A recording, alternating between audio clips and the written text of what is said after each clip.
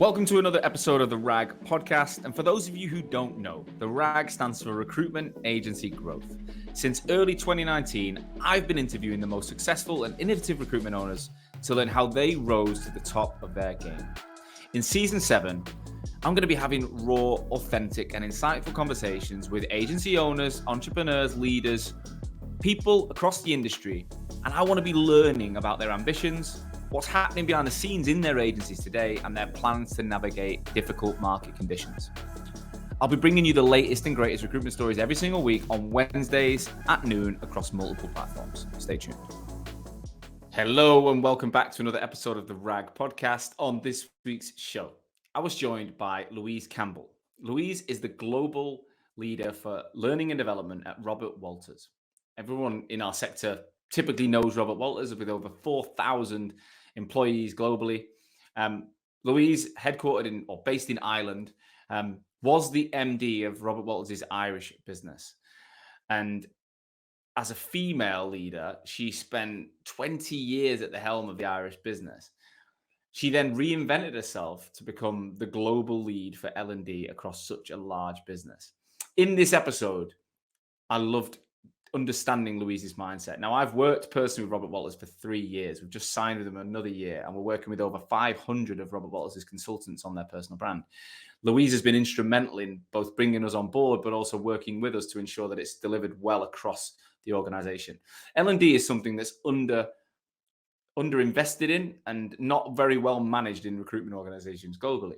What I think is so special here is that Louise went from being an MD of a business unit of a country to then being the global leader of L&D. So she's not just a trainer, she's an MD, she's a business leader. And we talked about her entrepreneurial journey through Robert Walters, why she loves the organization, why she's been there for over 20 years and everything in between. So if you're looking to develop a strong L&D function in your business and grow organically and build the best team possible, you need to listen to this episode. Without further ado, Louise, welcome to the RAG podcast. Thank you, Sean. Delighted to be here. And it's took me about 18 months. It did, and I'm so sorry. I think, as I've just said to you there on the call a few minutes ago, I am quite an introverted person. And the thought of when you first said it to me, I was like, I couldn't think of anything worse than talking about myself for an hour. But here I am. Obviously, you changed my mind. We got you. We got you in the end. Well, Louise, thanks for taking the time out, and it is only an hour, and we'll have some fun with it. What Absolutely. I want to do to begin with is, look, I've given you a brief introduction. I can never do it justice. For people who don't know you, tell us what your role is today, and just tell us a little bit of the kind of bird's eye view of Rob Walters that you know in terms of the locations and headcount and that kind of stuff, because not many people know the reality. Absolutely. Okay, so Louise Campbell, everyone, Global Head of L&D for Robert Walters. I've been in the business since 2003. Actually, in about 2 weeks' time, I'll have been in the business for 20 years. And if anyone had ever said to me that I was going to be in the one place for 20 years, I would have laughed at them. But obviously, things have changed enormously since I started within the business. I mean, when I joined Robert Walters, it was as I joined to set up the Dublin business. There was no office in Ireland at the time, and Rob and Giles Daubney at the time spoke to me about setting up the business in Ireland. And I think at the time, I could be wrong, but back in 2003 there was 13 offices, maybe 14 offices with Robert Walters, and I think we were about 1,000 staff, 800 to 1,000 staff. And I remember when I joined, people in Dublin saying to me, "Oh, you've joined a UK business," which I found very strange, because at the time I had always thought Robert Walters was quite a global business. And now, obviously, you look at Robert Walters across the globe, over 4,000 staff. And I think we're in 32 different locations across the world. We're very much an international company. I mean, I think, Amazing. And I don't have the exact stats, but something like over 75% of our revenue is derived from outside of the UK. So truly global business now. Lots have changed. Yeah, exciting times. And your role would have evolved so much in that 20 years, and we'll get into that shortly. Yeah. Before that, how did you get into recruitment? What's the story there? We're going back a while now, Sean. You're making me think. I left Trinity College with a business degree in 1996.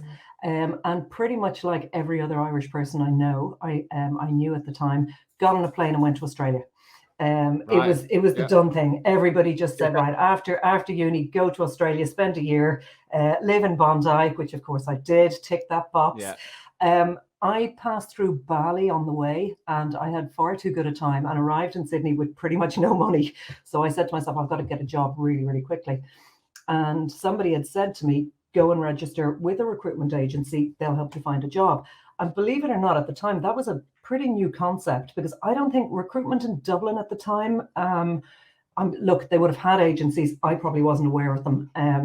So I walked into Morgan and Banks in Sydney as an Irish person who had literally just arrived with no money, saying, can you help me find work? They did. They helped me find work within their own business. And I sat there and I temped for a couple of weeks, and I got on really well with everyone. And I thought to myself, this is a really cool business. I love it. And after a couple of months, they said, we think you're pretty good. We think you can do more than just the filing and the admin and the answering phones that we've given you. Do you want to join us as a recruiter? And literally it took me about 2 seconds to go, I would love to.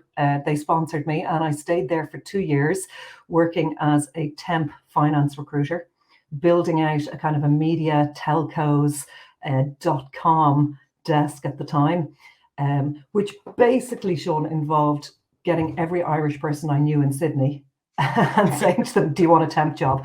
I remember at one stage I was living in Bondi in a house of about 10 of us. And I think 9 people in the house were working through me as temps. Wow. And I was the person getting them up every morning going, get to work, make me money.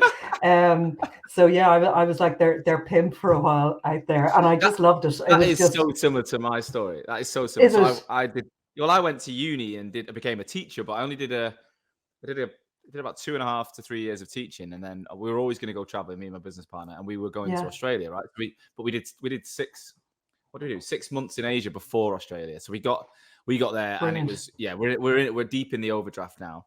Yeah. And we landed in Melbourne because it was the cheapest flight to get there. And then within a week, my mate had got a recruitment job because he was a sales guy in England. I was a teacher. So I tried to get in the same way, and through a rec who rejected me. And then I just applied to Randstad directly, and I got into that. And I didn't know what the hell I was doing, but it was full of English and Irish people. That was pretty much it. And it's funny because obviously my mum's Irish from Galway, and all my family's half Irish. And in Manchester, where I grew up, it's an Irish community. Like, of the 20 mates of mine, I think 18 of us were Irish descent. And I always was proud of that. But when I got to Australia, the Irish hated me. They kept calling me a plastic paddy. Everyone called me a plastic paddy. I can't imagine doing that. I know. And I was like, I don't think I like you. I don't think I like you guys anymore. But there was genuine like no Irish signs indoors in Australia. Like they didn't. The trouble that the travellers had created was it like that back then? Was it like? Yeah, it was. I mean, there was parts of Bondi, particularly around Bondi Junction. There were a few Irish bars, and they were wild. It was carnage out there. But I had my proper professional job, and I tried to balance the fun aspect while keep down a corporate job at the same time. It's great. But it is a great time. They were great days. Brilliant. Yeah, great days. I guess. What do you think was in you, or what skills did you have that made you take to that job quite quickly? I think, and I never would have said this maybe throughout school and my academics, I'm very competitive. I used to get a real rush of blood when I would get a job on, because I would be sitting there going, I can fill this, I know I can, and there is no way that I'm going to let somebody else in another agency do this better than me. And I think that is something that all recruiters have to have. You have to have that sense of urgency, and maybe it's ego. I don't know what it is, but it's just like, I can do this, and I'm not going to let somebody else beat me. That's probably the first one. The second one is like, I'm just a bit of a grafter. And I'm not saying that with pride as if it's a great thing. It's just something that's inbuilt in me. I think I probably get it from my parents. I work hard. I don't give up. And I know, like, I've got 20, almost 30 years now in recruitment, and I see people come into this industry, and when it gets hard, they get really demotivated. They take things really personally. Whether that be a downturn or a client saying no, or a candidate, maybe messing them around, and they get really upset by it and really hurt. I don't. I probably am able to brush things off quite easily. Not saying that I'm that tough. I wouldn't describe myself as being very tough either, but I can get past things very quickly and kind of look at the bigger picture quite objectively. And then I'm just, I think, again, curious and nosy. I love meeting people. I love asking them, what do they do? Where would they be good? Who would they be good with? Like, I'm a bit of I think a natural matchmaker in that sense. Yeah. I've got a real interest in finding out where people's skills are, what they're interested in, and being able to match them up somewhere. Because I'm such a firm believer, if there's a job out there for everyone. It's like there's people out there, that the fact that you're you're living in a house with 9 people or 10 people and you've placed 9 of them. I mean, that just proves it. I'd say even now, I have not worked in recruitment for 7 years or 7 years since I started Hoxo. I work with recruiters all day, but I'm not technically in recruitment, but I still think I've placed about 10 people in that time through friends that I'm not charging any money for it, but there'll be someone who I'll go, you need to know him. And it's just a natural thing. I think it's it's a natural connect. I've probably put a few people's relationships together in the past as well. Some have worked, some haven't. But I have too, actually. And I think you kind of put 2 people in a room before they've been in a room, and it's like a natural. You can't really buy that. I don't think that's something you can. No, and I don't think you can teach that to a certain degree, but I think you've got to have that interest. And if I ever hear people kind of, when they're in a recruitment role and when they start talking about the fact that they find interviews tiresome, or they're not getting that joy out of it. Like, I feel as if this is recruitment is the coolest job, where whether you're talking to a client or a candidate, like, my blood literally used to race quicker when I was like, I know exactly where to send you, or I know exactly the person for that. And I'd be like obsessed on a mission until I was able to make sure that I could see that all the way through. I love that. But that again goes into what I've been saying this a lot recently, like, to be a genuine asset to an organization, I think your network is really important. You can't just go to a company and say, I will conduct a process on your behalf. Yeah, all you're doing there really is you're selling time, aren't you? You're selling your time. Whereas if you can say, if you already have a network that they don't have, and you can access that quicker and deeper. And I used to fill jobs on the way back to the office after a meeting. Like, in my head, I'd be like, I know the 5 people. I'll ring them on my mobile. That's the kind of skill set that, when you can turn that around so quickly for someone, they're well impressed, and the candidates are as well. I can totally empathize. So how did your career evolve? So you're in Australia. Okay, so I was in Australia, temp recruiter, took to it like a duck to water, loved it. After, I think, about 2 years, I suddenly realized that most of my friends were very transient, as you know yourself when you're in Australia, and they all kept leaving. And I was sitting there in my, what was getting to be quite a big corporate job at the time, just going, I don't know if this is the right place for me to be. I'm on the other side of the world. My whole family are in Ireland. So I decided I was going to come home, and I said, right, I'll see if I can get a recruitment role in Ireland. I came home, moved back in with mum and dad. 3 days later, phoned Sydney and said, I've made a mistake. What am I doing here? And they said, we knew you'd feel like this. They said, why don't you talk to our office in London? So I thought to myself, you know what? Any of my friends in university who didn't go to Sydney went to London. So sounds like a good plan. You're probably getting the gist that I wasn't the most ambitious person at the time when it came to my career. I was all about, age 23, 24. Let's go to Sydney. Let's go to London. What did I do? What did I do? 18 months into my role in Melbourne, I moved to London. Yeah. Same thing. I was like, I didn't want to go back to Manchester because I knew it. And that was me going home. And probably staying there for a long time. Yeah. Yeah. And I was like, but London, I mean, my problem with Australia and Melbourne was that I was 24, 25. I'm single. And I felt like Melbourne was perfect for people, maybe, mid-30s with young children, and wanted an amazing, calm life and beautiful eggs and coffee. Yeah. And I was like, I wasn't into that. I wasn't interested in that. Whereas I wanted the wildlife that I had in England, but I didn't want to have it in Manchester. I wanted to have it in London. So I did the exact same thing. I mean, so who did you join? Sure, we probably bumped into each other back in the day. We had a chat in some pub in London somewhere. So I moved to London literally the following week. With Morgan & Banks, and again, temp finance, which they didn't have at the time. So I built out their temp finance desk, Loved it. Absolutely loved it. Loved London, loved everything about it. Then Morgan & Banks got taken over by TMP. TMP got taken over by Hudson, or rebranded as Hudson. So we moved to Chancery Lane, where there was, I think, about 800 of us in Chancery Lane, working under the TMP umbrella with many different kind of recruitment services. How big was Morgan & Banks? Morgan & Banks in Australia was huge. In the UK, it was probably 50 people at the time, back in 1999. So you've quickly gone from 50 to 800. That's quite a big shift. Yeah, huge. And again, look, I was 25, 26, 27, took it all in my stride, loved every minute of it. And then, became a manager over in London, where I was a temp finance manager. And I think I was managing about 16 people at the time, looking after, and London, like it's so, I suppose, sophisticated in terms of its recruitment offering. At the time, I was managing tech, telcos, what we call it, the .com desk at the time, and media. So I think there was about 16 of us just placing finance people, qualified finance people into those industries. And again, loved it, loved every minute of it. Then towards the end, I think I was about 29 at the time, I started getting a bit of a hankering for moving home. I was going, the London lifestyle, I loved it, but I was saying to myself, do I want to do this for the rest of my life? Like, do I want to be in my 30s and 40s in London, leading this lifestyle? And I thought to myself, no, I'm going to move home. Going to move home to Dublin. And I woke up one morning in London and I said to myself, if I feel like this in a month, I'm going to go, but I'm going to give it about 4 weeks. And in the space of that month, I got a call from Robert Walters. And I'm such a true believer in fate. I got a call saying, you're someone who's been recommended to us. We are looking at really growing out our business in Dublin. Would you be interested in having a word?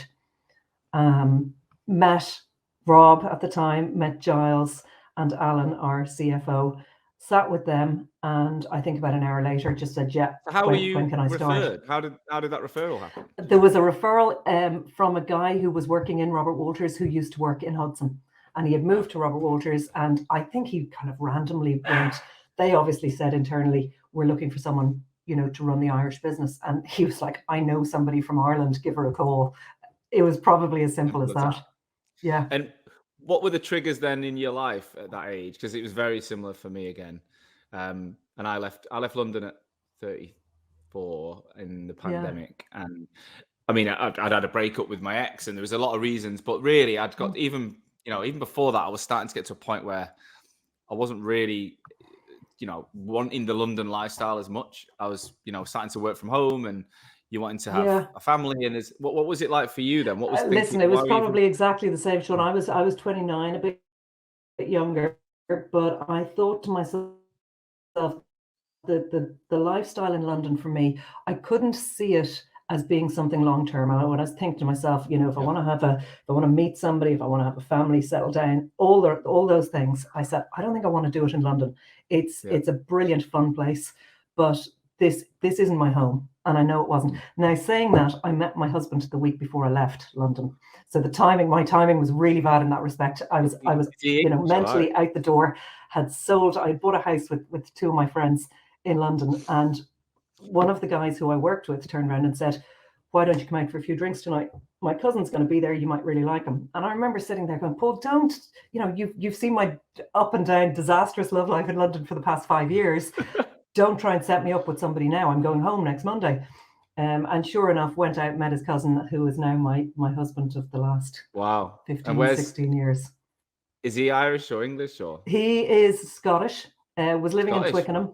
Yeah, living in Twickenham, and we did the lovely Ryanair back and forth for about 18 months until I remember we were sitting down one Saturday afternoon and we were like, this isn't too much fun. He said, would you move back to London? And I said, I'd rather not. Would you move to Dublin? And he said, yeah, absolutely. So he moved over. Yeah, and Dublin again it's a great city. There's a lot going on, but you still do have that. It's a slower pace. It's a slower pace. I mean, Yeah, you can be in the city centre, or you can be in the mountains, or you can be at the beach, Yeah. albeit pretty cold. Yeah. Within kind of 20 minutes. It's Yeah. and it's where I grew up, where my family are. So it was a real natural move for me.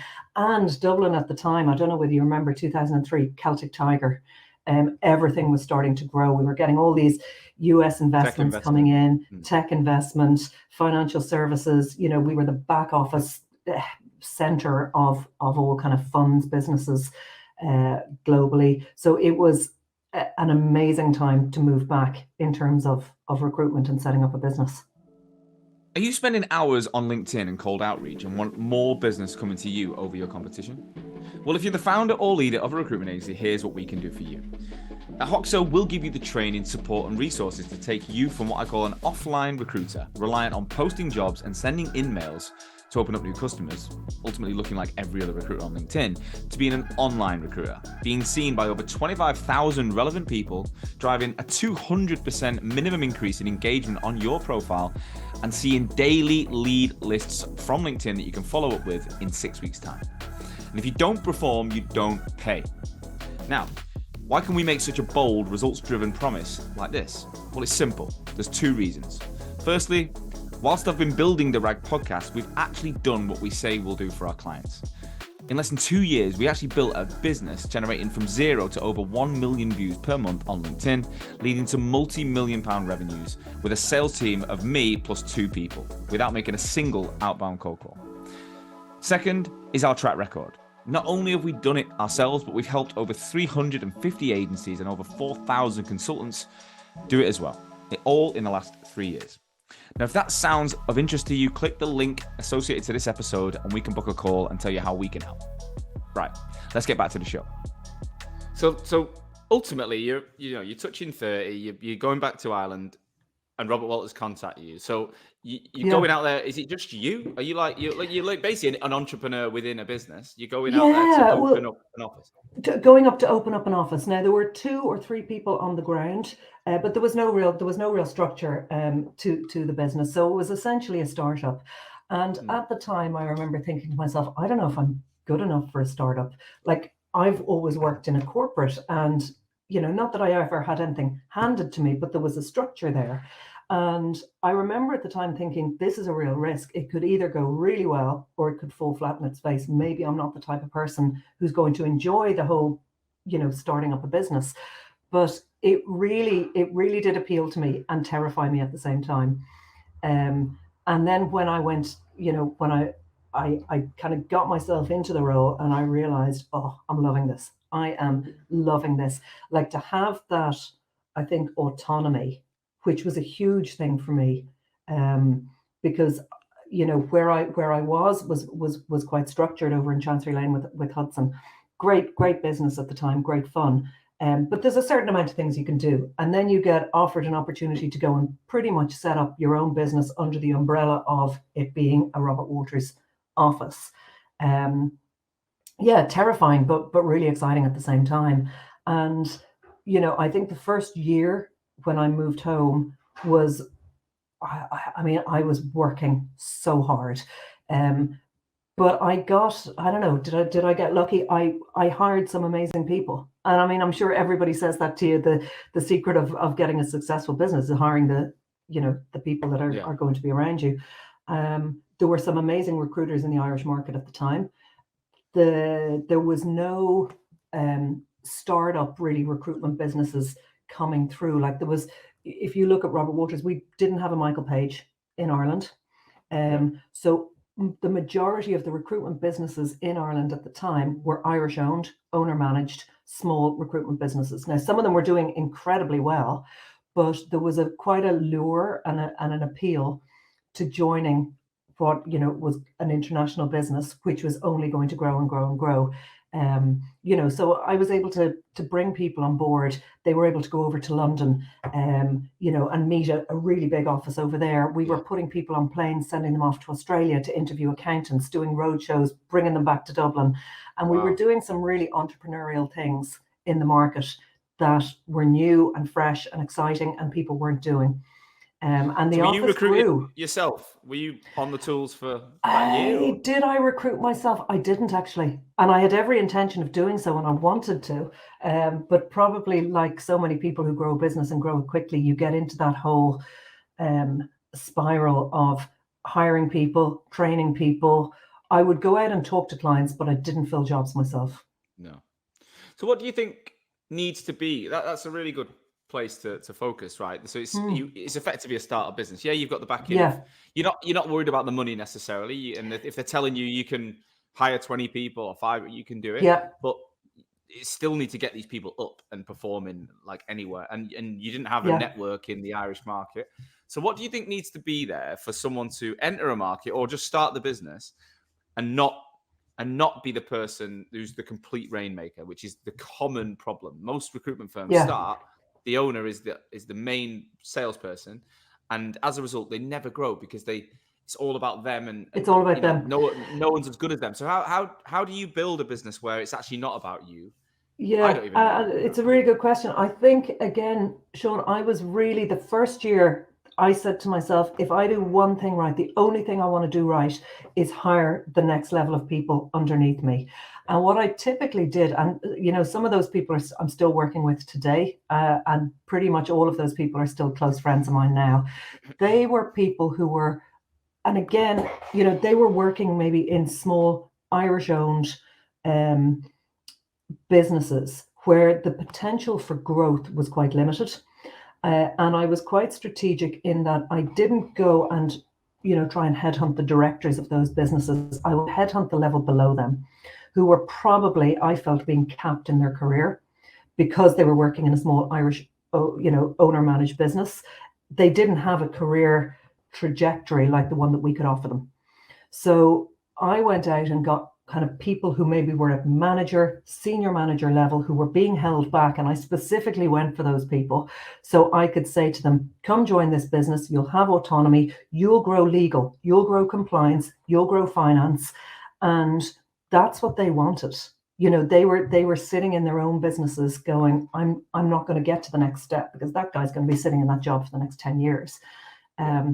And I was able to do that. And again, I got people on board who that's what they wanted to do. That was their passion. So you're right. I couldn't kind of fee earn myself at the time. The people who I brought on board, we bonded with. They were kind of the magical days of recruitment for me. We bonded very quickly over a shared vision of where we wanted the business to go. And we were profitable in our first year.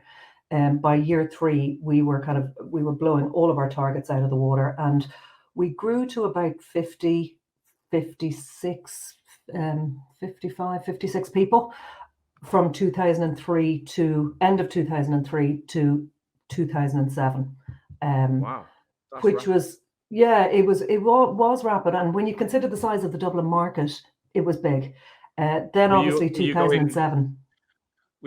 just before we get into that? Were you Hmm, going down yeah, the experience route for leadership, and then did you come and create like a graduate academy yeah, type program? Because that's to get to exactly what 50 we in that did. time, you're not doing Yeah, it. that's exactly what we did. We had experienced managers, and then under those managers who then kind of quickly kind of moved up to a director level position, we hired grads, um, and we hired people who were coming out of profession as well. So ex-accountants, ex-lawyers. And it worked really well because any of the knowledge gaps that we had, we kind of plugged.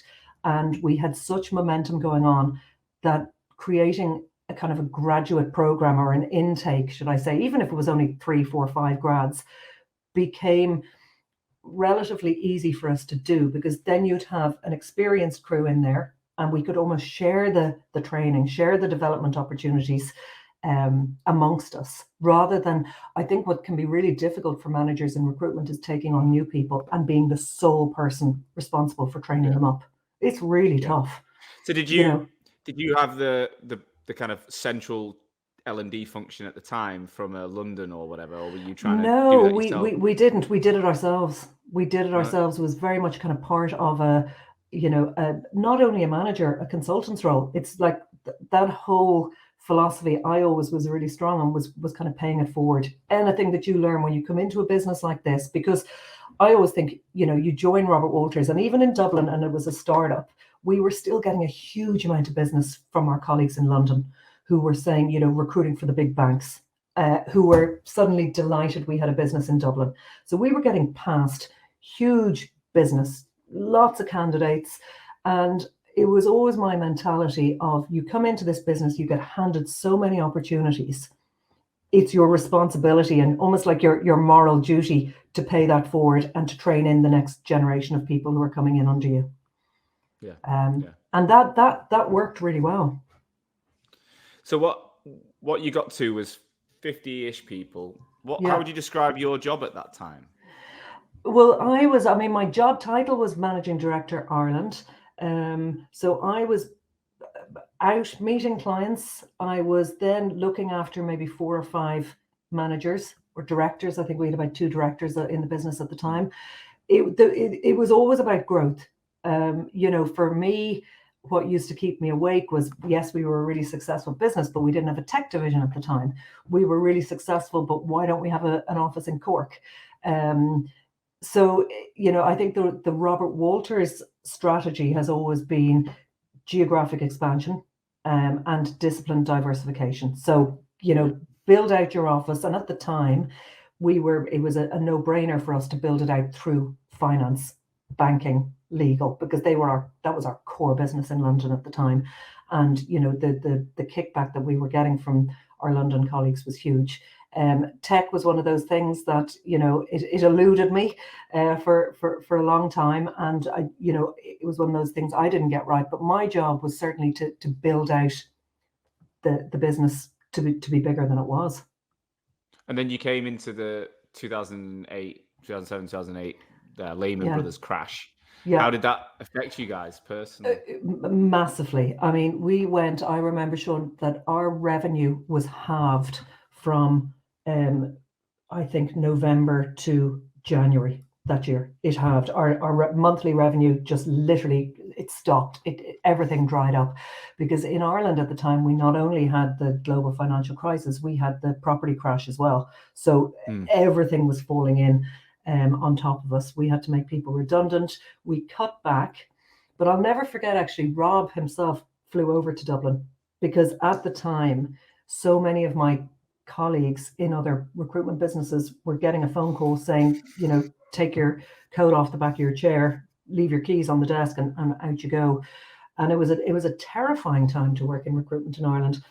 And I remember getting a call from Rob, who said, I'm going to come over to you next Tuesday. And I thought to myself, oh, here we go. Prepare yourselves. And he came in and he took us all out to a lovely pub in the city centre called Mulligan's, which does great Guinness. Lined the Guinness up and said to everyone, right, we're here. We're not letting anybody else go. We're here to support you. These are going to be really tough times. I need you to work hard, but we will look after you. And I remember at the time, just that feeling of absolute relief, and just kind of pride as well of working for a business where your CEO flies over and says, guys, don't worry about it. We have made staff cuts. Everybody around this table is somebody who we want to keep, who we value, who we think is important to the business, who we know that when the market picks up, you're going to be fine. So just all we ask is put your heads down, keep working, but we're here to support you. So that was an interesting time. It was really tough in the Irish market, but we got through it. And certainly the staff who stayed, many of them are still with the business now, Sean. I think we all remember those times, and that really kind of inspires loyalty from people. Yeah, amazing. And then, so in terms of your role then over the next, 10 years or so, because I think when we started talking, weren't you the MD of multiple regions before you went? No, I was MD of Ireland up until 2020, I think. I was always Ireland for me, but I had become very involved since about 2018 with training. So the person that I reported into was our kind of European CEO, and I had put up my hand back in kind of 2018-19, and I said, I don't understand why we as a group don't try and align our training a little bit more, because it's so dependent on the manager that these people are working for. Some people are working for a manager who thinks learning and development is really important. They train really well. These staff are getting up and running quickly. Their ramp up to profitability is 8 weeks. Why is it taking Joe Bloggs over there 6 months to make a fee? Yeah. And I said, as a global business now, we've got such an opportunity to improve this. And in typical, I think, Robert Walters style, he was just like, well, do something about it then. And I thought to myself, oh, okay, well, now that I've said it, I suppose it's out there, I better do something. So I started with developing a training program along with a number of other people. It wasn't just me, but for new starters, and really looking at a new starter program. What can we do to get new starters making money and profitable as quickly as possible? Then I moved into, managers. Why is there such discrepancy? We're a big company, and I was looking at the likes of a PwC or, an Anderson's, going, if you're an accountant in Dublin, London, Sydney, you have the same practices, in these businesses. And I didn't want to kind of create a cookie cutter L&D handbook. That was the last thing I wanted to do. No interest in that. But I did think there was a big opportunity to make sure that kind of, if there was somebody in our Paris office who was really good at interim management, they needed to share the secrets of their success with other people. And why has our Dutch business got such huge temp numbers? And can our London recruiters tell us anything? So it was about developing a program which was based on two things. Number one was upskilling people. And number two was increasing global collaboration. Because it's pretty easy, and I think this is probably one of the stereotypes of working in a global company. You go in, you put your head down, you don't know any of your colleagues across the globe, you don't really know what's happening in London, you don't care.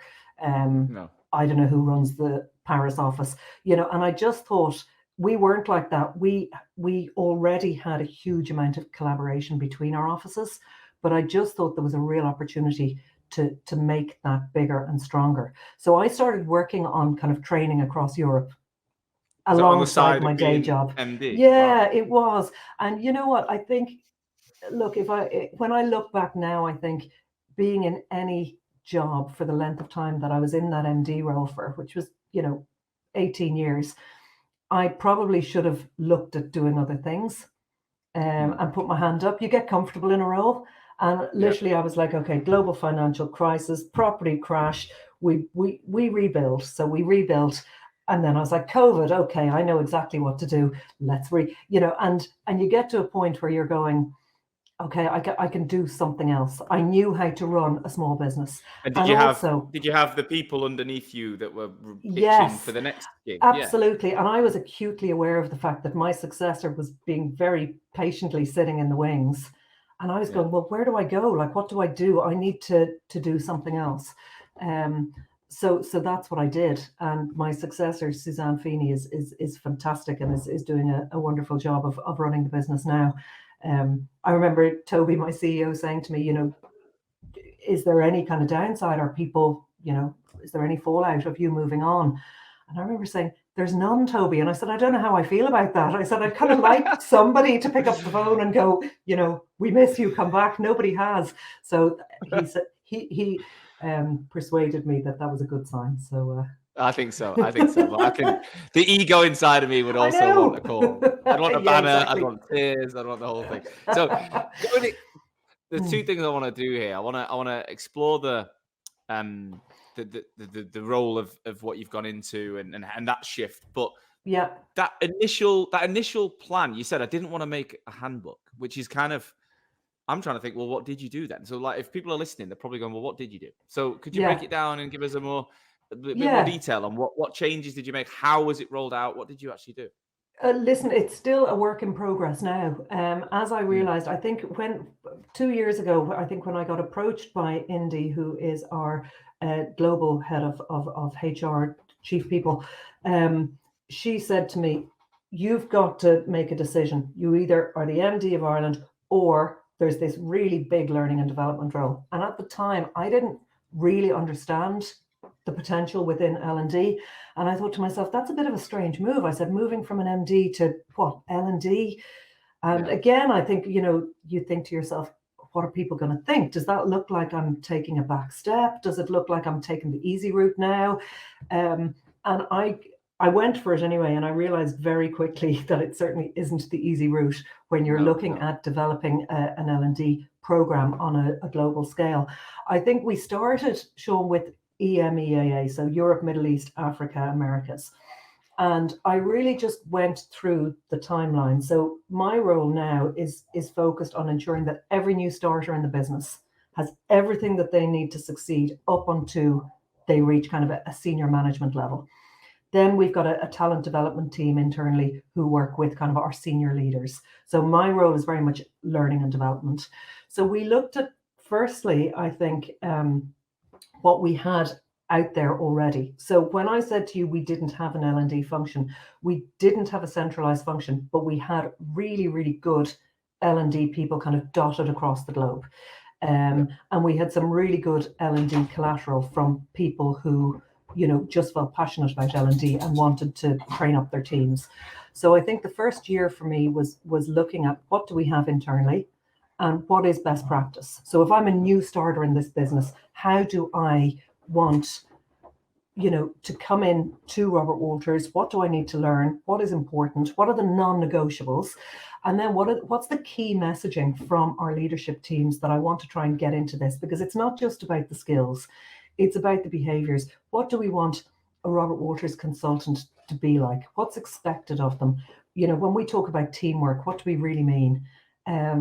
When we talk about quality of service, let's break that down and show people exactly what good looks like when it comes to the candidate experience, when it comes to the client experience, so that there is no kind of ambiguity with anybody as to what they should be doing within the role. And so that was where I started. So how does that look? Is it they come in and it's a week? Like I remember when I joined Randstad, I was sent to Sydney. I was sent to Sydney for a week, and it was incredible, to be honest. It was a full 9 to 5 every day in the beautiful Pitt Street office, and you got people coming in who are top billers and all these different things and all these practices. And you did go back to Melbourne feeling like you had a good starting point, and then there was probably not much more training after that in the 18 months, 2 years I was there. What's it like? How do you actually deliver what you've just said? Yeah. Okay. So, I mean, starting off, we looked at a global kind of a corporate welcome. I didn't want to call it an induction. We called it a corporate welcome, where we've really got a very high level of this is our business. These are the behaviors that we expect from people. This is the job. Here's some of your colleagues around the world who want to tell you what the job is. They want to welcome you. So we've got videos. We've got people talking about, what our mission is, powering people's potential, what that means. We introduce our group functions. And we just tell them a little bit about what life in Robert Walters is, covering a lot of kind of the ESG, the ED&I, all the initiatives that we're looking at the moment, stuff that they wouldn't necessarily hear or read online. So that's in their first week. We make that virtual so that on the call, I always feel like I'm like Graham Norton hosting the Eurovision or something, because we've got people from all over the globe meeting each other. And I think it's really nice in your first week to be like, oh, there's somebody from wherever it is, from Frankfurt, from London, from Milan, wherever. And people get to know each other and they feel as if they're part of a big business. Then we've got a 3-week recruitment skills induction. So that is really going into probably similar to the week that you had in Sydney. Yeah. We've got 3 days, 2 days, where we look at the candidate cycle. So everything you need to know about candidates, from sourcing them to managing expectations to counter offers to you name it, that whole candidate cycle, to placing them in a job, to follow up. The client cycle, where do you find your clients? What makes a good client? How do you talk to your clients? Overcoming objections, all that kind of stuff in week 2. And then in week 3 is the job. So the actual mechanics of taking in a job, getting a brief and working your way through until you make a placement. So that we feel takes a huge amount of responsibility off our managers, because you'd remember, Sean, as a manager taking on a new starter, it's pretty exhausting when you've got your own targets and you've got your team. It's like a new baby or a new puppy. You have to spend a lot of time with people, and it's nice when there's a central activity going on that you can say, right, I know they're going to be looked after for the next couple of days. Exactly. How is that delivered then? Do you have intakes of people starting on the same day around the world? Do you deliver it I all wish virtually? Like that how? would make it an awful lot easier. What we did was, because we don't have a big L&D team, we last year spent a lot of time developing what we call the L&D ally community. Now we've got hundreds of people within Robert Walters who have put their hands up to say, I like training. I would like to be a trainer. Here's my subject matter. I'm an expert in this area. So we have got a huge database of people internally who, as I said earlier, kind of pay it forward, and they are now our kind of trainer bank, which works really well, because I think L&D are great to train, but people really want to hear from experts in the business who are out there doing the job, and saying, you know, this happened to me yesterday, guys, watch out for this. So every month, and we will do it across different regions, we will have a new starter induction for that 3 weeks, and we will pull on expertise from people in the business. So it's not always L&D, to deliver those training sessions. Is it all virtual now? Not all of it. Most of it is, which I think works really well, because again, you're on a call, and maybe you're in Dublin, London, Frankfurt, Madrid, and there's something really lovely about going, recruitment is so universal, isn't it? You know, because you've got the same client problems all across the world, and candidates behave in the same way, and it's really nice to get that international feeling for the business from early on. And it's you know, obviously we've been working with you guys now. I think we've just agreed our 3rd year of working with the academy, and we've got well over 500 people that we're working with, and it's been an amazing experience working, because you are the biggest organization we work with. Okay. And it's been a pleasure watching how you do things. But if you think about my academy, I think what works well is exactly that. So I'll have a guy on in Sydney in the morning, and a guy in it's their afternoon. I've got a guy in the UK and a guy in Europe, a guy in Dubai, all at different times, but they're learning this personal branding piece, and they're like, it's not just me, it's an international need. Absolutely. And it's not just my 5-man team that need this. Actually, it kind of reiterates my message that there's people all over the world buying in. If it was just them on their own in a classroom, they might feel like, well, why am I doing this? But it's like, actually, the industry is doing this. I totally agree. And I do think, like, that level of, like, L&D, just going back to L&D, so much of it is about upskilling and training people and giving them skills and knowledge. But I think a huge part of it is about getting people in a room, whether it be virtual or not, to meet their colleagues, to feel a sense of belonging, to be able to kind of give key messages to the group of people, so they can sit there and go, I'm working in a business, as you just said, where there's the same issues are everywhere. I like the fact that I'm talking to someone who's in London, and that there's somebody from Dubai sitting there telling me about that market. And there's so much opportunity, I think, within L&D for global collaboration, which I love. And it's going back to, I suppose, the recruiter inside of me. I love introducing people in the London office to Dubai and go, you know, you should speak to, there's somebody in Frankfurt who's doing that really well. And just connecting the dots there, because it, you know, these, as we all know, fee earners, recruiters, they're so busy day to day that sometimes they don't take the time to just lift their head up and go, how can I make this job easier? And for me, I think sitting here, it's really simple sometimes to go, I know how you can make this job easier. Talk to somebody in our Paris office who's already done this. Or, you know, there's somebody in Singapore who's doing this brilliantly. Why don't you just set up a call and speak to them? So how does that come to you, though? That's what I'm trying to think, because you've got 4,000 people, right? That's your community. How does it get? How do these messages of challenge come to you? Have you built, a process on a platform? Is it just managers emailing? How do you get that? Because that's what you need to know, the problems in real time. Absolutely. And I think L&D is very much shown in its formative years within our business, in the sense that, you know, I mentioned to you, we didn't have a centralized L&D department, but we've got L&D professionals across the globe. So that is key to us at the moment, because we're now coming together as a community and sharing knowledge and experience and collateral, which is brilliant. I think a huge advantage of me going into this job is that I know and have worked with and have worked alongside the MDs in each business for the past 20 years. So I feel very comfortable picking up the phone going, hey, what's the market like? where are your challenges, what's going on, I'm looking at, Power BI or whatever data it is, and have you got an issue there? Do you need help? And I think, possibly because of my background, people feel very comfortable talking to me about that, which has opened things up, definitely. In terms of a platform, we have just started to launch an LMS, a learning management system called Cornerstone, which is, I think, going to change our lives in terms of learning on demand. The learner experience will now be so streamlined. People will have access to their learning history, external content. They can book themselves in for various different courses, etc. Up until now, we've been working off a variety of kind of Excel spreadsheets, PowerPoint presentations, and it's just getting too big. Yeah. People don't think, Robert Walters, you're going to be like that. But businesses are at all sizes. They're all at different levels of development. Absolutely. And I mean, look, for me, an LMS is like a total priority and it's key. But before I was in learning and development, I was like, nah, we're fine. So I think it really depends on what part of the business you're in.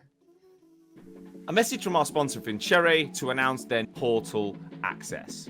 This is a quick win solution for agencies in need of a portal that their candidates and clients can use to access all the information they need through the job search. This is a no-code solution. It's your one-way ticket to attracting top candidates and getting clients to review everything in one place.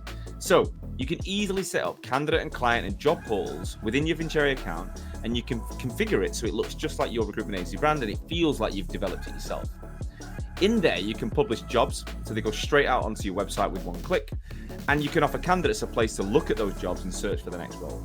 Your clients, you can give them a link and they get their own unique login, and so they can access everything. They can look at all the CVs against the job and all the progress and development 24/7. They can rate and review candidates and arrange interviews right there and then. This is all available now within Vincere, and if you're a RAG listener, you can always get an amazing deal with these guys. So click the link in the show notes and find out if you can use Vincere portals today. No, for sure. And I guess, so my role within your business has been one of the external, a bit like, I'm like one of those guys really you have in those offices, aren't I? That's an expert in one thing. Subject matter expert indeed. Yeah, and so how would you describe, look, for other people listening, especially the people in bigger organizations, how would you describe the experience for the team of joining my bootcamp? Oh, it's been phenomenal. I mean, we've had people within our business, Sean, who've gone through your course and they get so excited about it, number one. And they like whatever you do, whatever you say to them is they preach your gospel when they come back. It has made a huge difference actually to our branding, to the branding of the consultants who've gone through your business. It's so lovely to see them now put up posts on LinkedIn. And they come back and, it obviously being quite competitive, we get I got 10,000 likes. Well, I got 15,000 views. I got 250,000, whatever it might be. And there's a real level of competition. And I think certainly your training has shown people that it's possible to be able to do that. I remember when we first spoke and you kind of showed me your stats of how your LinkedIn profile can increase. And I probably was a bit skeptical, to be honest. I was like, how does that work? And then it started working for people internally. So it's been brilliant. And I think you're a classic example of a piece of knowledge that we don't have in-house. None of us have the knowledge that you do when it comes to something like that. So it makes sense. Our ultimate aim would be to have as much as we can in-house with our in-house knowledge. But we're always very aware that there are going to be some things like what you do that we don't have the skill set for. So it was a no-brainer to really speak to you and get people on your course. And it has been, you mentioned it a minute ago, when you were an MD of a business, L&D platforms, all of it can be a bit like, do I really need it? Yeah, how much are we going to have to pay for that? Yeah, and that is the challenge, I think, when it comes to working with bigger organizations, is you can get one person on board, but then it's trying to filter that down into the management layers, isn't it? The people that own the budgets in those regions. And, it's a challenge. But people, the way I look at it is, you wouldn't be a company of your size and scale without success. It's not like, I'm not coming in to say your business is failing or whatever. at your level. Some of the smaller ones at times, it's like you really need this because things are not moving in the direction you need. But when it comes to the scale of a Robert Walters, I look at like, if you've already got such clear processes and training and organization, if you add this little layer on top where you're already spending an absolute fortune on LinkedIn, your team's already spending so much time on LinkedIn, and if they can just utilize that better, they increase the awareness of themselves and the business. They increase traffic back to themselves. They open up more conversations. They make the outbound easier. They start to get more inbound, and it's all about ramp to profitability. Like you said before, it's about ramp to profitability, shortening that gap. And when someone's already profitable, it's taken them to a level that, I know Oscar's moved on from Robert Walters, but he was someone who, when I walked into your Dubai office, right, and I bearing in mind, I don't see the faces of people. So I know all the names, but I don't know the faces. So I walk into the Dubai office for the first time. I've been there twice now. And he's a big bloke. He's a big guy. Oscar. He gets up and he goes, "Hey, big man." And he grabs me and hugs me. And I'm like, whoa. And he's like a rugby player. I'm like, whoa. And he says, his words were, "I thought you were bullshit, but you've changed my career." And I was like, "What do you mean?" He goes, "Well, when I first got signed up to I thought personal branding, what a load of shite. I don't talk about any of this stuff. I don't need it." He said, "The first call with you, I thought this guy's on some kind of drugs because he's so hyper." And then he said, "The second call, I was interested. Third call, I was in." And then now, I know he's moved on and he might be doing his own thing or whatever, but he became a top performer in the business. He was already a good performer, became a better performer. I know he was invited on like the radio in Dubai, and he became this like Mr. Abu Dhabi Finance. Absolutely. And it's in a corporate business on a global scale, he was able to create his own brand that impacted and that's himself, huge. you, everyone. Yeah. And when you look at if I go back to kind of the training that I'm doing with consultants at the moment, it's about building relationships, isn't it? I mean, this whole business of recruitment, it's long-term, it's relationships. You're playing a long game here. How do you differentiate yourself from every other recruiter in the market? And you're right, somebody like Oscar or JB or David Williams in the UK, all these people who've actually, the three of them I think have run through your course, are known on LinkedIn as subject matter experts for whatever field that they're in. And it's totally transformed how they interact on a day-to-day basis. Yeah, which is what it's all about. And I've loved it. I've loved the experience. One thing I'd like to know, what's next for you and Robert Walters? It sounds like you've been there for 20 years almost. You've been an MD. You're quite early in this global L&D role. So what's your vision now? What are you trying to achieve for the future? Well, I mean, the business, as I said, the strategy of the business has been and will continue to be geographic expansion, discipline diversification. So, there's always that growth trajectory, I think, within Robert Walters when the time is right. For me in L&D, I feel like we are almost just getting to the start of it now, because there was so much work in the past 2 years done with uncovering what have we got, where do we want it to be, what are our key messages, how do we want this experience to look. Now I think we're entering a phase, we're getting an LMS which is launching towards the end of the year, which, as I said, will transform the way people learn. It'll make everything, I think, on demand, and just so much easier for people. I think that we are really going to, without sounding too evangelical, upskill people. I want to make sure that within kind of 12 to 18 months, the onboarding experience for all new starters across the globe is similar. Now, when I say similar, I'm not going to say the same, because what people need in Japan in their first month is different to what people need in Frankfurt, for example. But I want to make sure that the key messages are there and that people are upskilling, ramp up to profitability. As a result, I think people will stay in this job longer. I think if we're more honest and open from the very beginning as to what this job is, what's needed, what are the skills you need to develop, let's make sure that the people who we're hiring and spending all this money on getting into the business actually stay and become successful.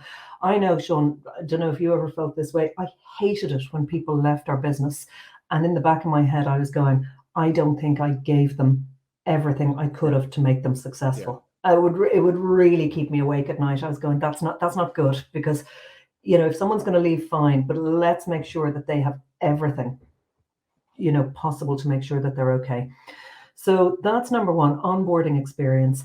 Then I want to make sure that the key messaging, and again, we're kind of, going through different phases now. We've obviously got Toby as our global CEO. I want to make sure that his key messaging is distilled down, and that I want to get the internal comms really right, so that, if there are key messages from the group and from the senior leadership team, it's being distilled into every area through L&D. The things that we need to focus on. And I want to be able to pivot quarter on quarter, because that's so important. Again, going back to that idea of a handbook, those things written in 1986, they just become obsolete and they're so boring. I see L&D as being like an area that can deliver key messages and train people and upskill people for, a potential downturn in 6 months' time or a potential upturn in 6 months' time. I want us to be agile and kind of in the front of the business. Yeah. And I think you coming from an MD background as well gives you a different view than, say, someone who's just been in L&D. Yeah, you can I think so. you've been in those, you've been part of the leadership team. You know what it's like running and you can see those trends before they even happen. You can see slowdowns, and you can go, right, we need to make sure that all those people that we hired post-COVID who came in last year and just filled so many jobs, how are they going to react now when the market has taken a little bit of a slowdown? Well, that was my next question. What is the global viewpoint from a recruitment perspective at Rob Walters? We know the UK is taking a hit. We know the US is. Well, what's it? Is there any regions that are worse off? And what have you seen from a bird's eye view? Look, from a bird's eye view, I think it's all relatively. Look, there has been a slowdown, definitely, and I think that you've got at the moment the trends that we're seeing when we talk to people are that candidates are maybe staying put. They're getting very difficult to find. What used to work in the past. Popping up a job ad somewhere is becoming increasingly tricky. Sometimes you get no response whatsoever in certain areas. So you really have to go beyond and above to try and find people. Yes, there has been a slowdown, but everybody who I talk to, Sean, in every different region is saying, yeah, it's slower than it was last year, but it feels like, there's still a lot of jobs out there. There's still a lot of active vacancies. And what our focus on is now is making sure that our recruitment population have got the skill set, because it's going back to that last year job fillers. This year, you need to actually pick up the phone. You need to business develop, and it's going back to absolute basics with our recruiters and ensuring that our productivity is as high as it possibly can be. And that doesn't mean working harder.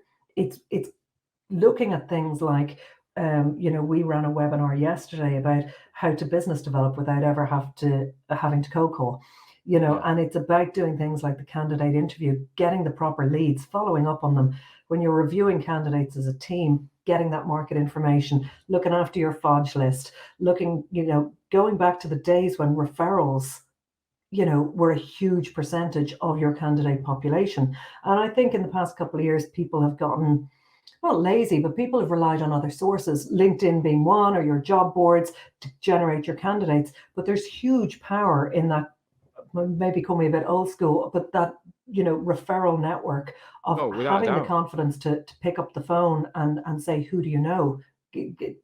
Tell your friends about me, whatever it might be. So we're really focusing at the moment on, yes, there is a slowdown. It will pass, like they all do. Our focus at the moment is just ensuring that the people that we've got have got the skills that they need and are really aware of what they need to do in order to get through this market. And how are those? And how is that population within the last? And everyone's talking about it. That 0 to 2 year recruiter that came into this ridiculous market. How are they feeling from your understanding? How are they responding? What's the kind of messages you're receiving? Yeah, I think that there is a mix. I think that there is a lot of wide-eyed fear from some people who are just sitting there going, okay, but I was really successful last year. And we're saying to them, but that's not recruitment. Recruitment isn't sitting there taking incoming calls on live vacancies and picking up the phone and phoning candidates and making placements. Like, let's really go back to that 360 recruiter that we spoke about. And this is where I believe that L&D really come in. when people come in those first 3 weeks, it's talking to them about the job, going, this is how the market is at the moment. You will be candidate short, or you will be job short. These are the skill sets that you need. But if you want to be a 360 recruiter and last in this business for a long time, and not just have a 2-year, oh, I had a great time and then I got out and went somewhere else. But if you really love this business and believe that it is about building long-term relationships, you're going to have to get good at both sides of the coin, and up that skill set in this area. And now it's not for everybody. Some people, are saying to us, I don't want to do that. I can't do that. It's not me. And if it's not them, that's fine. But I think, decisions then need to be made in all businesses. If you've hired a load of people who enjoy filling jobs but don't necessarily want to get on the phone and create any new opportunities, then there's a problem area there. Yeah, for sure. Now, my final question, and what I really wanted to get from this episode, was that how would you describe the culture? Like, corporate recruitment, enterprise organizations, Robert Walters, Michael Page, Hayes, Randstad. I started my career at Randstad, Adecco. There's definitely a perception out there. I'm not even going to sugarcoat it, that they're slow, they don't pay well. Red tape, bureaucracy, and all the smaller innovative places will always sell against it. You don't want to go work there, but you'd be dead in the future if you stay in that company. How would you describe that? Because whenever I actually meet your team in Dubai and things, I'm actually thinking they're really cool guys. Like, they're really innovative, like, they're fast moving. How would you describe the business and the culture and what you're trying to do? It's funny, Sean, and it goes back to, if somebody had said to me, you'll be at any business for 20 years, I'd be like, not a chance. No way. Yeah. No, not me. That's not my type of thing. Like, I joined Robert Walters because of the people. And I probably, when I was in London at the time, I probably had that impression of Robert Walters. I was like, well, it's very pinstripe suit. It's a bit, kind of, corporate. It's a bit too smooth and too glossy and too corporate for me. I joined because of the people that I met. There are huge characters in our business. It is a wildly, and I think people would be really surprised to hear, it's so entrepreneurial, in the sense that, and I can speak from personal experience, I joined the Dublin business, and honestly, any idea that I had, I was told, go for it, give it a shot, we'll support you. If it works, great. If it doesn't, you're fine, don't worry about it. And I never had that in my career. And I don't think many people have that in their careers, but it was incredible to have that kind of big company PLC support behind you. And I don't mean like endless pockets, because that's not what it's about either. Like, believe me, Robert Walters are really smart when it comes to managing their cost base. But there's a really entrepreneurial feel to this business. And I think there still is to this day. Like, if you come in, whether you're a consultant or a manager, it's very much, you run this like it's your own business, but within a wider kind of company group. There's certain non-negotiables, as there has to be, in terms of what kind of behaviors we expect from people, the value that we place on teamwork and sharing information, sharing candidates and colleagues, our non-discretionary, or our discretionary bonus scheme, which works for some, doesn't work for everybody. But it's a profit share model, which is very much based on the premise of a job well done. Our competitors will always sell that, against us in that sense, because it's not a clear-cut commission scheme.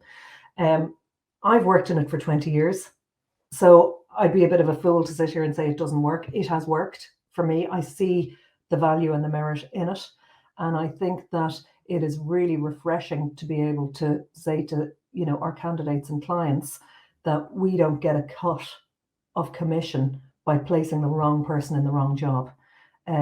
We get a profit share model whereby the more successful we are as a business by thinking long-term and building long-term relationships, the more profit gets redistributed back into the business.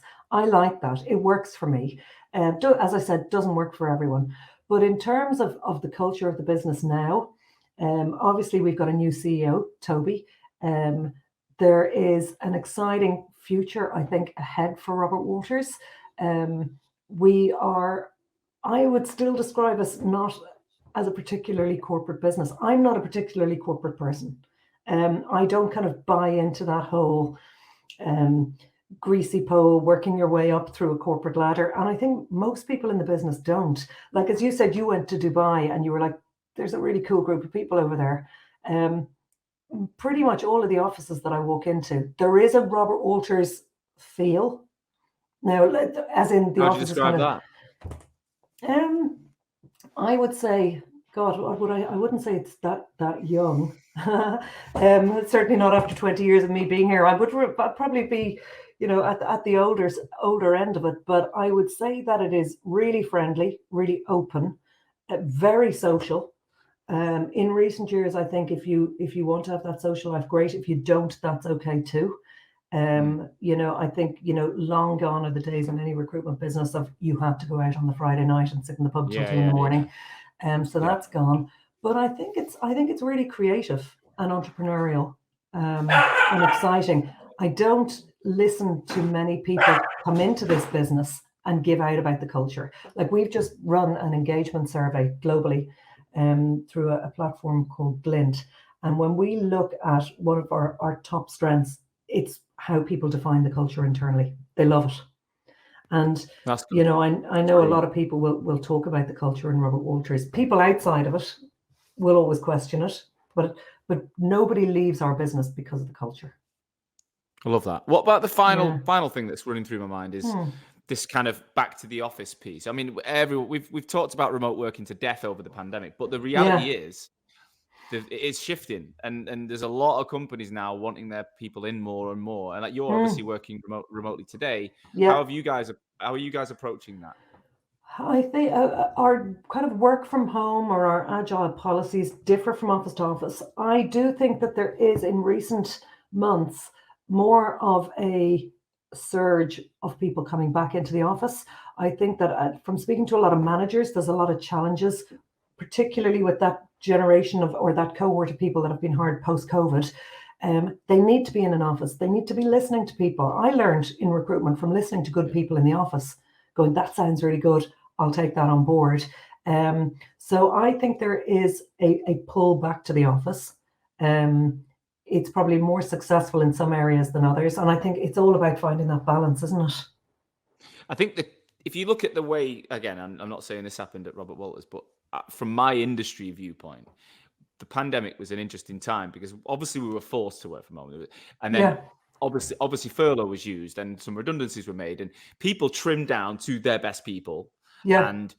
And what they saw was actually my best people, who are probably in their late 20s or early 30s. Again, I'm generalizing, but they've got at least a few years experience in the industry. Yes, they know what they're doing. But they're the type of people that thrived at home, delivered at home. Yeah. They then surprised the leadership, who went, fucking hell, we can actually do this.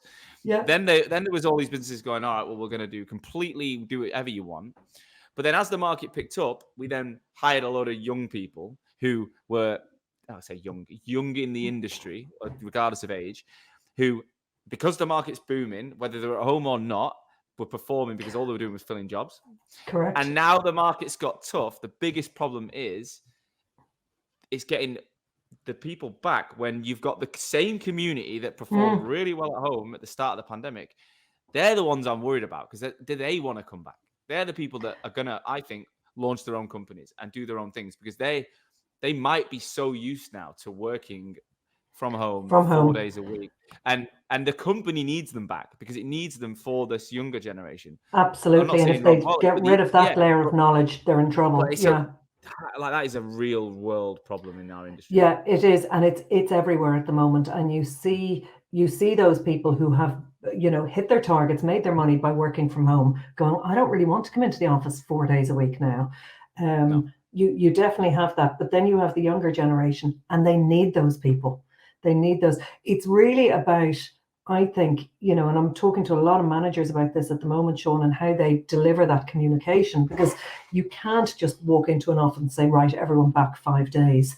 You really need to, it's about winning hearts and minds and saying to people, like, we need you, and these are the reasons why, this is what's happening, and your expertise is needed for this, and coming to some kind of an agreement where, you can give as much flexibility as you can, but I really need you in the office to be able to do this for my people, because that's what the business needs right now. Yeah. Yeah. But yeah, it's tough. It's tough. It's a real totally challenge at the moment. Totally. In some ways, I'm just so happy that I stayed with the remote. We literally went remote and we said, that's it. We're not going in Yeah, and out, because I knew at some point it would get difficult. And I thought we literally signed the office off, get rid of it. brilliant. Everyone went remote. We went international, and now it's not affecting us. I mean, there's a lot of other things affecting us, but that's Yeah, not one of them. yeah. Louise, we are out of time. An hour and 10 minutes we've My gone. God, I That was thought I'd quick. struggle, Sean. That was I quick. know. Well, you haven't. Can I just say thanks so much? It's been so refreshing. I mean, like I said, you're not just some L&D person. You're a recruiter, a managing director, an industry leader who's then gone into. You're now looking at this 4,000 growing organization and taking all the experience and trying to make it better. And I think there's so much people can learn from this episode. So many people good. listening, running firms who don't have an L&D person or don't have an L&D function, and will be taking little nuggets and thinking about it. So, if anyone does want to reach out to you, by the way, and just pick your brains, Absolutely, please do. is that okay? Yeah, of course, Yeah, of course. Be delighted. I'll tag you on your LinkedIn profile and everything, and people can reach out, and we'll definitely get yourself on. I want to get Robert on at some point. You got to help me with that. We've got to get Rob on. We've got to get Good luck. I want to get the true story. I know a lot of people say that, but I think I'm going to be able to do it somehow. I'm confident I'll do it. No better man. Take care. Thanks so much, Louise. Sean, thank you. Thank you as always for listening to today's show. I truly hope that you got value from it. Honestly, it's the only reason I take time every week to ensure that my audience, you guys, future and existing recruitment owners, you're learning from each other to make this industry that I love so much stronger. And today's episode is brought to you by my business, Hoxo. I'm the CEO and founder, and we're on a mission to help brand recruitment agencies and their people better. I want to help people have the tools to stand out in the most competitive markets in the world. We're currently working with over 350 recruitment agencies and 5,000 of their consultants right now, helping them to build their personal brands, to consistently win more business, attract talent, and just become that go-to recruiter in the market. Now, we do have a huge coaching program, but a lot of people don't know we also manage the brands of a lot of founders, and we can do the rebrand of that company organizational piece as well. So if your recruitment agency either needs help to look and sound exactly how you want it to, or your leadership and consultant level need to get out there and drive more traffic back to that website, to the business, and start using LinkedIn to generate more revenue, then you should definitely be reaching out to us. If that sounds of interest, please do visit www.hoxomedia.com or drop me, Sean, a personal message on LinkedIn. I love hearing from RAG listeners. I would love to talk to you. Look forward to it. So I'll see you again next week with another episode. Catch you soon.